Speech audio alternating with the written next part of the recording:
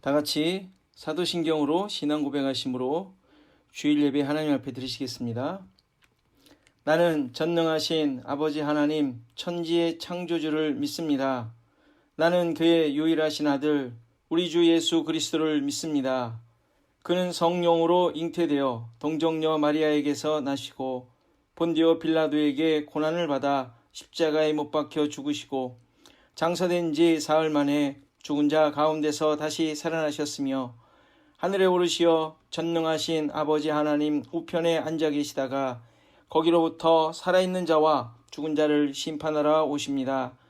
나는 성령을 믿으며 거룩한 공교회와 성도의 교제와 죄를 용서받는 것과 몸의 부활과 영생을 믿습니다. 아멘. 다 같이 찬송 91장 찬송하시겠습니다.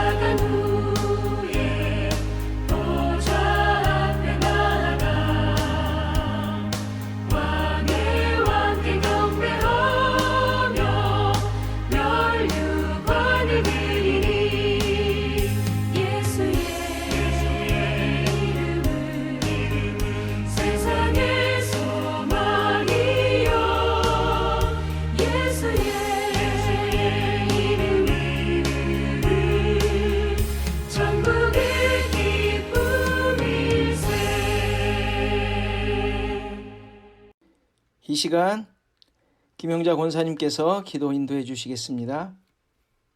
하나님 아버지 감사합니다. 역사를 지배하시고 다스리시며 이끄시는 크고 위대하신 주 하나님이 예수 그리스도로 인하여 우리의 아빠 아버지가 되심을 진심으로 감사드립니다. 광야에 서 있는 우리들에게 하루하루를 하늘의 만나인 주님의 말씀이 아니면 설 수 없는 연약한 존재임을 오늘도 고백합니다. 코로나 사태로 인하여 어지러운 세상 속에서 우리는 하늘에 속한 자로서 하나님 아버지의 뜻을 이 세상에 펼쳐가야 할 소중한 그리스도인들이기에 오늘도 예수님의 성품을 닮아가려고 노력하며 애씀이 우리의 삶 속에 있을 수 있도록 성령님 힘주시고 도우시옵소서. 오늘 거룩한 주의 날에 말씀 선포자로 세우신 우리 목사님을 붙드시고 은혜로 채우사 우리 주언약교회 사랑하는 성도들이 이 한 주간도 주시는 만나의 말씀으로 힘있게 살아갈 수 있는 능력의 말씀이 되게 하옵소서. 그리하여 우리 성도들의 매일매일의 삶이 기쁨이 충만케 하옵시고 감사와 찬양이 넘치게 하옵소서. 특별히 연약한 우리의 지체들을 위하여 기도합니다. 힘들고 어려운 상황 속에서도 하나님 의지하며 말씀 의지하며 힘있게 소망을 가지고 든든히 세워져 갈 수 있는 주님의 교회 사랑하는 연약한 주의 사람들 일꾼들 되게 하옵소서. 오직 모든 영광을 주님께 드리며 우리의 예배를 받으심을 믿고 감사드립니다. 예수님의 이름으로 기도합니다. 아멘. 하나님의 말씀은 마태복음 6장 11절에서 13절 말씀입니다. 마태복음 6장 11절에서 13절 말씀입니다. 다 같이 한 목소리로 봉독하겠습니다. 시작. 오늘 우리에게 일용할 양식을 주시옵고 우리가 우리에게 죄지은 자를 사하여 준 것 같이 우리 죄를 사하여 주시옵고 우리를 시험에 들게 하지 마시옵고 다만 악에서 구하시옵소서. 나라와 권세와 영광이 아버지께 영원히 있사옵나이다. 아멘. 오늘 헌금송은 사마미시 힐스 루터란 처치의 성도들과 또 저희 교회 성도들 몇 분이 함께 찬양한, 그래서 각각 찬양을 해서 하나의 그 영상을 만들었는데 그 영상 찬양으로 헌금송 하겠습니다. 헌금하시면서 찬송하시면서 헌금 봉헌하시겠습니다.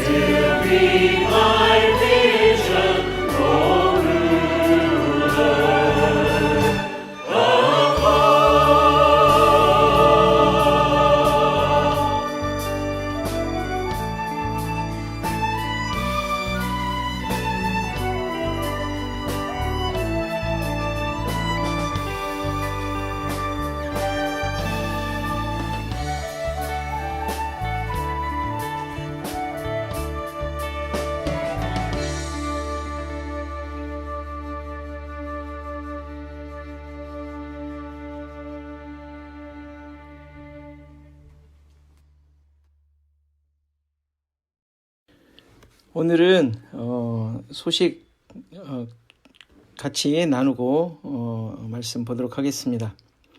지금 코로나로 인해서 각자 방에 집에서 예배를 드립니다.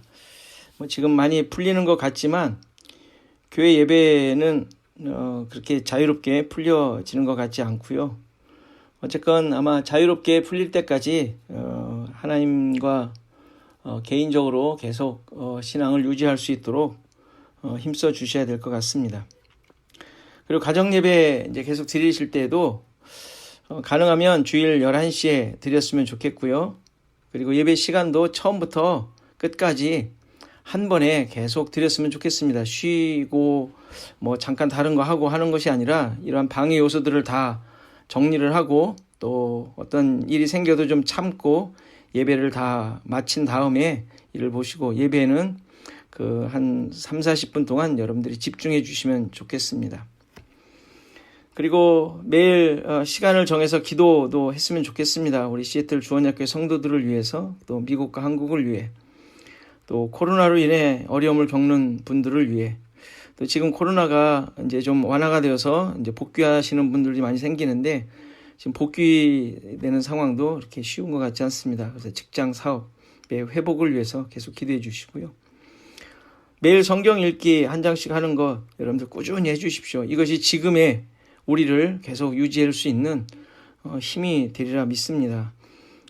지금까지 우리가 잘 해와온 그 과정이라 나름대로 이것으로 우리가 견디고 있다 생각하는데 여러분들 더욱더 힘써 주시고 이런 성경 읽기 할 때마다 여러분들 기도해 주시고 서로 하나하나씩 한 분씩 서로가 하나가 되는 또 서로를 위해서 기도하는 그런 시간 가주셨으면 좋겠습니다. 때로는 SNS를 통해서도 서로 위로해 주시고 격려해 주시고 또 만나 주시고 그런 관계들을 계속 이어갈 수 있었으면 좋겠습니다. 자, 이번 주 성경 읽기는 시편 98편부터 102편이에요. 얼마간 또 이제 시편을 계속 읽게 될 텐데 여러분들 시편을 통해서 여러분들 기쁨과 또 찬양, 감사가 끊이지 않도록 여러분들 힘써 주시면 감사하겠습니다. 다 같이 기도하고 말씀 보도록 하겠습니다. 하나님 감사합니다. 어렵고 힘든 상황들 계속되고 있지만 또 그런 와중에 또 이러한 상황들이 우리의 삶을 또 안일하게 만들고 또 나태하게 만드는 모습도 있는 것을 보게 됩니다. 하나님 도와주시고 함께 해주셔서 우리의 마음과 뜻과 정성, 우리의 모든 것들이 깨어 주님만을 바라보게 하시고 또 주어지는 모든 상황 속에서 하나님의 인도하심과 하나님이 주시는 그 힘으로 이 모든 상황들을 잘 감당해 나가는 우리 모든 시애틀 주원학교의 성도들 되게 하옵소서. 또 우리에게 주신 거 하나님 앞에 감사함으로 드립니다. 힘들고 어려운 상황 가운데서 주님을 고백하며 주님께 드리며 주님만이 주인이심을 고백하오니 하나님 우리의 모든 삶을 주장하시고 인도하셔서 모든 상황 가운데 하나님이 원하시는 그 열매와 결과들을 내게 하시고 또 그것을 보며 감사하며 주님을 찬양하는 우리 모든 성도들 되게 하옵소서. 오늘도 말씀 가운데 섰사오니 말씀이 우리를 바르게 잡게 하시고 깨닫게 하시고 어그러지고 깨뜨려지고 나태해진 것들 바로잡고 다시 한번 말씀 위에 바로 설 수 있는 시간 되도록 하나님 인도하여 주옵소서. 감사하고 예수 그리스도의 이름으로 기도하옵나이다. 아멘. 우리는 지난 시간에 주기도문의 두 번째 부분인 하나님의 백성들을 위한 간구 중에서 일용할 양식에 대한 의미를 살폈습니다. 일용할 양식이라는 것은 육체의 필요를 채우는 양식을 의미하는 것이 아니라 영원한 양식, 만나를 통하여 예표된 생명의 떡, 그의 실체인 예수 그리스도임을 확인했습니다. 따라서 일용할 양식을 달라는 간구의 내용은 배고픔을 채워야 하는 육체적 간구를 하라는 것이 아니라 예수 그리스도로 말미암아 새 생명을 얻어 하나님의 자녀된 자들이 하늘로부터 주어지는 참된 양식, 그 떡을 구하는 것임을 보았죠. 이 떡에 대해 요한복음 6장 51절에 예수님께서 이렇게 말씀하셨습니다. 나는 하늘에서 내려온 살아있는 떡이니 사람이 이 떡을 먹으면 영생하리라. 내가 줄 떡은 곧 세상의 생명을 위한 내 살이니라 하시니라. 무슨 의미입니까? 하나님의 백성들의 정체성, 그들이 누구인가를 분명하게 보여주는 말씀입니다. 육체를 위한 삶이 아닌 영생하도록 하는 삶을 위한 떡을 먹는 자들이며, 이 떡은 십자가에서 죽으신 예수 그리스도께서 주시는 그의 살과 피라는 것이죠. 늘 신자들이 고백하는 신앙 고백을 말하는 것입니다. 매일의 삶을 이렇게 나의 구주 예수 그리스도를 고백하며 그로 말미암아 주어진 생명의 은혜로 그 믿음으로 사는 것입니다. 일용할 양식을 구하라는 것은 이것을 위해 기도하라는 말씀이죠. 우리의 필요, 나의 요구, 그것을 채우도록 기도하는 것이 아니라 나를 살리신, 새 생명을 주셔서 하나님 나라 백성으로 살게 하신 그 생명이 어떻게 살아가야 하는지 예수 그리스도만으로, 예수 그리스도를 먹고 마심으로, 예수 그리스도의 십자가의 죽으심으로 살아가는 새로운 생명을 얻은 자이기에 그것을 고백하며 그 믿음을 위하여 간구하라 라는 내용임을 확인했습니다. 오늘 본문은 우리에 대한 간구 중에서 죄 용서에 대한 말씀입니다. 그런데 이 죄라는 단어의 원어, 단어의 의미를 보면 빚이라는 단어입니다. 빚, 갚아야 되는 그 빚. 죄라는 단어에 있는 성경의 각주를 보면 밑에 빚진 자를 탕감하여 준 것 같이 우리 빚도 탕감하여 주시옵고 라고 번역이 되어 있습니다. 지금 우리가 읽는 성경은 의미상으로 번역을 한 것이죠. 빚을 이제 죄라고 이제 번역을 했는데, 물론 빚과 죄는 같은 의미로 이해할 수 있습니다. 그럼 빚을 탕감하여 준다는 의미가 무엇입니까? 이 문장도 잘못 이해하면 내가 먼저 탕감해 주어야 나도 탕감받을 수 있다는 것으로 들릴 수 있습니다. 내가 먼저 용서해 주어야 하나님께서 나의 죄를 용서해 주신다는 율법적인 적용이 될 수 있다는 말입니다. 그래서 이에 대해 우리는 얼른 빚을 갚는다는 것으로 생각하곤 하죠. 빚을 갚는다는 말은 내가 할 수 있는 일을 해서, 아니면 어떤 값을 지불해서라도 이 빚진 것을 해결하려고 한다는 것이죠. 이런 율법적인 삶의 자세는 반드시 나의 삶이 기준이 되고 나의 행동이 원리가 되어서 나를 제대로 판단하지 못하고 오히려 남을 평가하게 된다는 사실입니다. 이런 모습이 일어나는 이유가 뭐예요? 하나님의 은혜에 하나님 나라의 원리를 잘 못 깨달았기 때문입니다. 늘 내가 해결해야 하는 것이죠. 늘 살아온 원리니까. 이것을 종교라고 합니다. 내가 신을 만족시키는 행위죠. 어떤 원칙, 또 삶의 원리, 뭐가 있으면 그것을 함으로써 그 신을 만족시키려고 하는 것이죠. 그런데 신을 만족시키고 신을 감동시켜서 얻고자 하는 게 뭐예요? 그 신이 나에게 그 대가를 주는 것을 원하는 것이죠. 그러니까 이런 종교 행위에 대해 말도 안 되는 것이라는 사실을 알매도 불구하고 수많은 사람들이 신자들까지도 삶에서 그런 일을 그대로 행하고 있고 따라하고 답습한다는 사실입니다.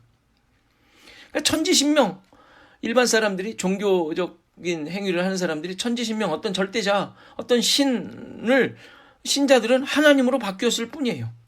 내용도 무속적인 거, 자기만을 위한 거, 비나이다가 성경의 내용으로 바뀐 것이에요. 오직 내가 원하는 것만 얻으면 된다는 것이죠. 이러한 자들이 어떻게 빚을 갚을 수가 있겠습니까? 갚은들 흉내만 내는 것이죠. 계속 지적한 내용이지만 주기도문은 산상수훈의 내용 속에 나오는 거예요. 하나님 나라 백성들의 정체성, 그것을 설명하고 있는 중이라는 말이죠.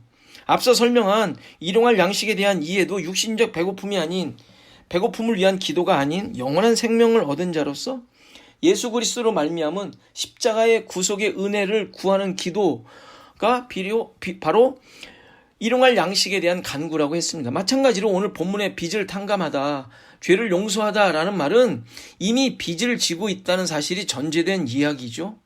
그런데 이 빚이 갚은 바 되었고 그 결과 은혜를 가진 자로서, 받은 자들로서 사는 모습이 바로 빚을 갚는, 죄를 용서하는 자로 살게 되었음을 말하는 거예요.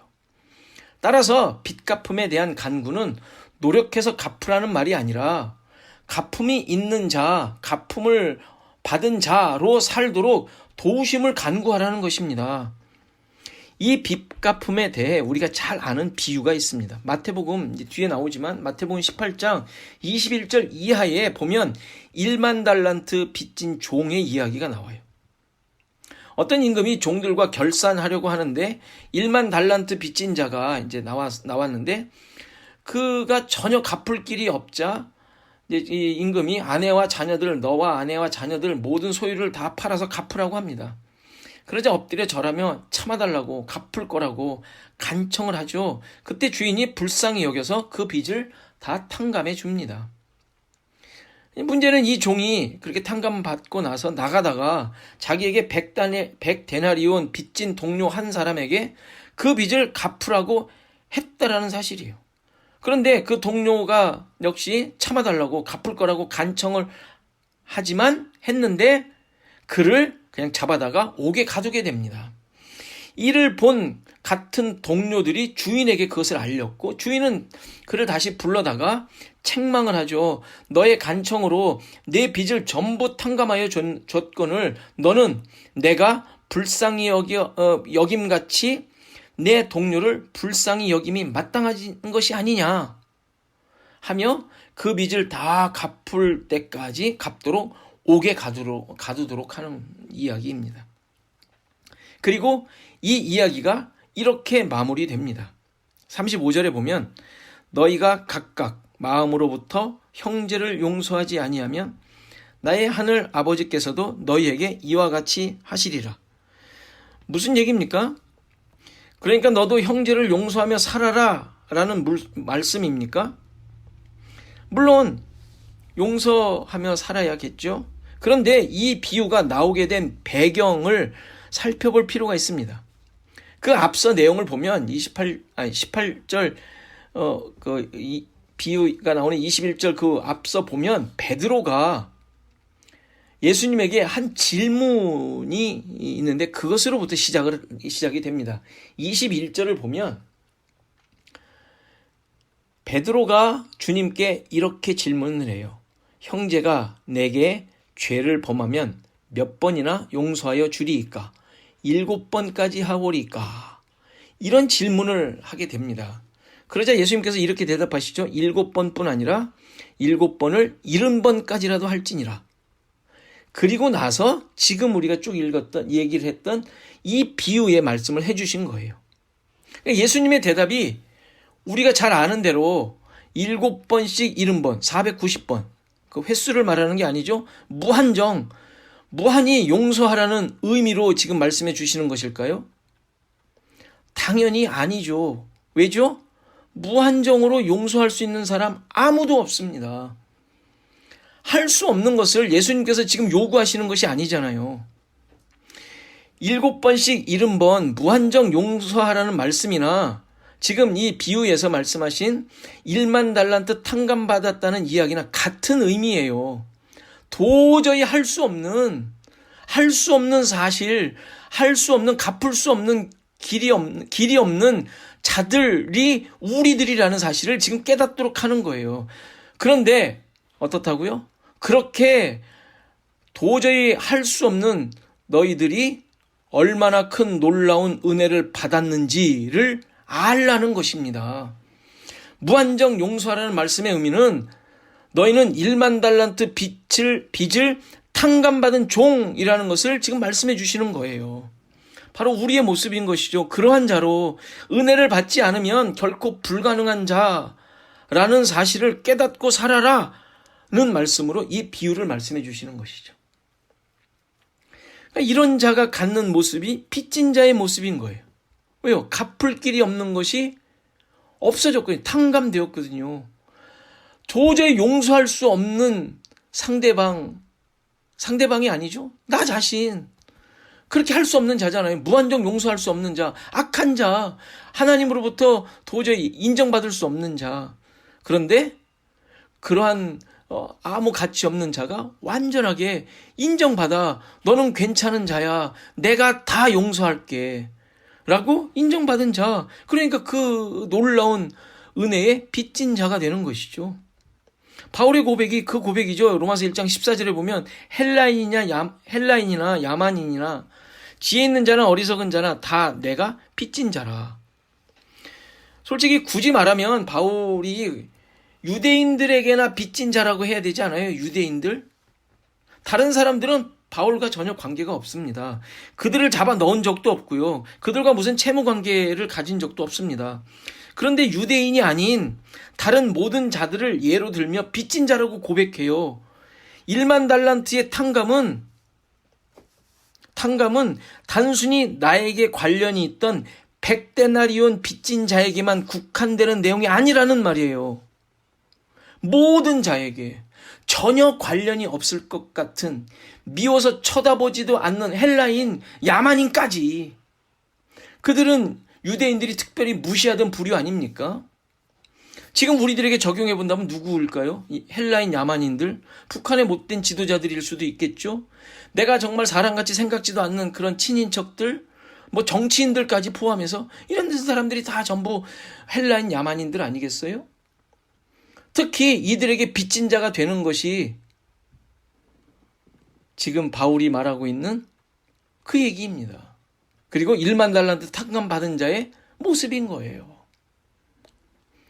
신자들은 이러한 상상도 할 수 없는 은혜의 빚진 자이며 그러한 1만 달란트 탕감 받은 자이지 우리는 율법의 빚진 자들이 아닙니다. 하나님 나라의 통치 원리는 백성이 열심을 다해 그 나라를 세워 만들어가는 나라가 아닙니다.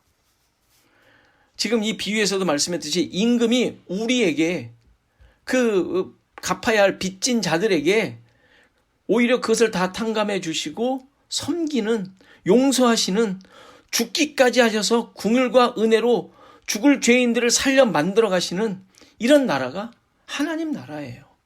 거기에 우리가 살고 있다고요. 그런 은혜를 받고 살아가는 자들, 그런 나라에 살아가고 있는 자들이 우리란 말이에요. 그러면서 내가 너희와 세상 끝날까지 함께 하겠다 하는 약속이 이끄는 나라에 살고 있는 자들이에요. 이것을 깨달은 자들로서 살아가는 것이죠. 이것이 바로 우리가 우리에게 죄를 사하여 준 것 같이의 모습이에요. 우리가 우리에게 죄를 사하여 줬다. 이게 무슨 말이에요? 1차적으로는 내가 나를이죠. 그 다음에 우리가 우리를, 서로가 서로를 용서하는 자들이 되었음을 말해주는 거예요. 어떻게 그게 가능합니까? 하나님의 은혜와 사랑으로, 십자가의 구속과 희생으로 새로운 생명을 얻었기에 그것을 고백하는 자들, 교회 아닙니까? 하나 된 자들, 주님이 머리이신 한 몸이 된 자들을 말하는 것이죠. 이게 바로 우리가 우리에게 죄를 사하여 준 것 같은 모습들이란 말이에요. 이런 자들이 늘 자신의 빚을, 죄를 용서해 달라고 간구하는 것입니다. 이것이 1만 달란트 탕감받은 빚진 자로 사는 모습이죠. 여러분들 잘 보세요. 이것을 알고 깨닫게 되면 수많은 나의 삶의 환경 속에서 내가 어떤 모습으로 살게 돼요. 나는 빚을 졌구나. 내가 빚을 졌구나. 나는 갚아야 되는 사람으로 사는구나. 우리의 죄를 사하여 주옵소서. 우리의 빚을 갚아 주옵소서. 이렇게 사는 것이죠. 따라서 이런 빚을 진 자들은 갚는 삶이 아니라 이 빚을 베푸는 삶을 살게 되는 거예요. 갚는 것은 자칫 행위가 되기 쉽죠. 그러나 베푸는 것은 사랑입니다. 우리의 이웃들은 바로 이러한 은혜와 사랑을 베풀며 알리도록 허락해 주신 분들이에요. 나에게 이런 일이 일어났다고, 이런 은혜와 사랑을 받았다고, 내가 이러한 용서를 받았다고, 이러한 빚을 탕감받았다고, 1만 달란트 내가 도저히 갚을 수 없는 것들이 갚아졌다고, 나는 죽어야 되는데, 그것 때문에 죽어야 되는데 이것들이 다 갚아져서 죽지 않게 되었다고 알리도록 우리에게 허락하신 분들이에요. 그게 바로 우리의 빚을 갚는 모습이에요. 이것이 용서받은 자, 탕감받은 자가 그 은혜로 살기를 간구하며 사는 모습인 것이죠.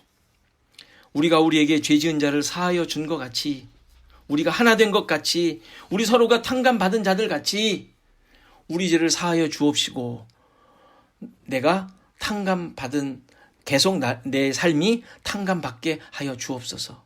나의 빚을 용서하여 주시고 갚아주시고 덮어주옵소서라는 의미인 것이죠.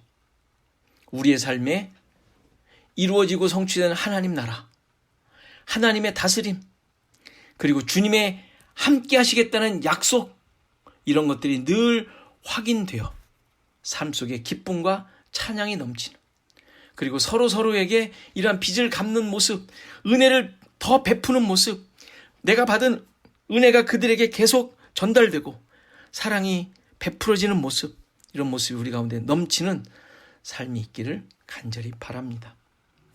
기도하겠습니다. 하나님 아버지, 감사합니다. 우리의 삶에 진정한 하나님 나라의 모습을 보게 하시고 그 가치와 능력으로 살게 하심에 감사드립니다. 비록 우리의 연약함과 믿음이 없음으로 인해 실패하고 넘어지는 모습이 있지만 그래도 여전히 구원의 능력으로 살도록 인도해 주시고 나에게 일어난 놀라운 은혜를 드러내며 살게 하옵소서. 1만 달란트 탕감받은 자임을 잊지 않게 하시고 이웃들에게 이러한 하나님의 다스림의 모습, 그리고 이러한 은혜의 감격한 삶, 은혜가 드러나는 삶을 살도록 도와주옵소서. 예수 그리스도의 이름으로 기도하옵나이다. 아멘. 다 같이 찬송 260장 찬송하시겠습니다.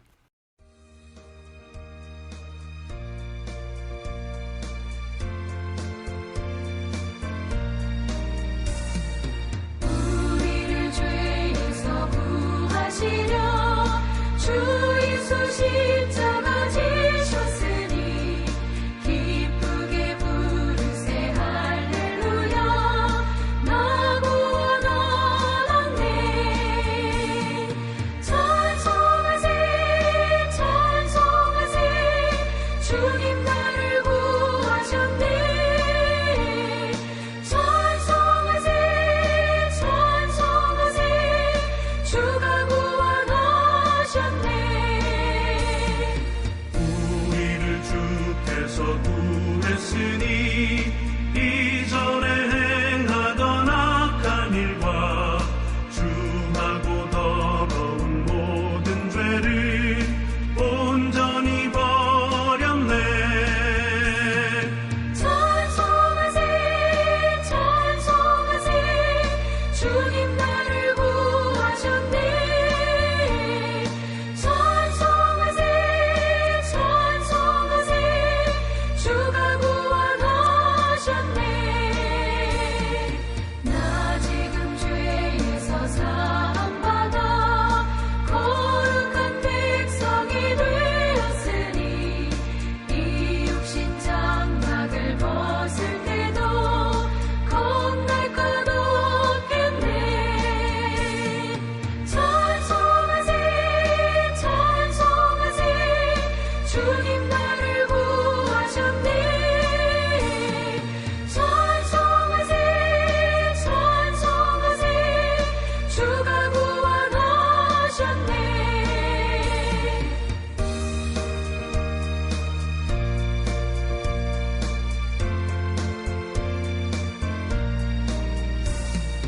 우리가 이 세상 떠날 때에 예수의 손목을 굳게 잡고 영원히 즐거운 천국에서 주 함께 살겠네. 찬송하세 찬송하세 주님 나를 구하셨네. 찬송하세 찬송하세 주가 구원하셨네.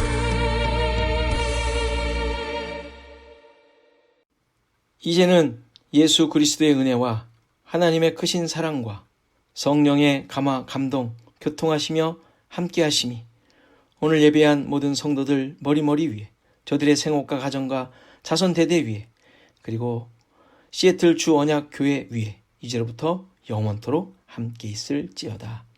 아멘.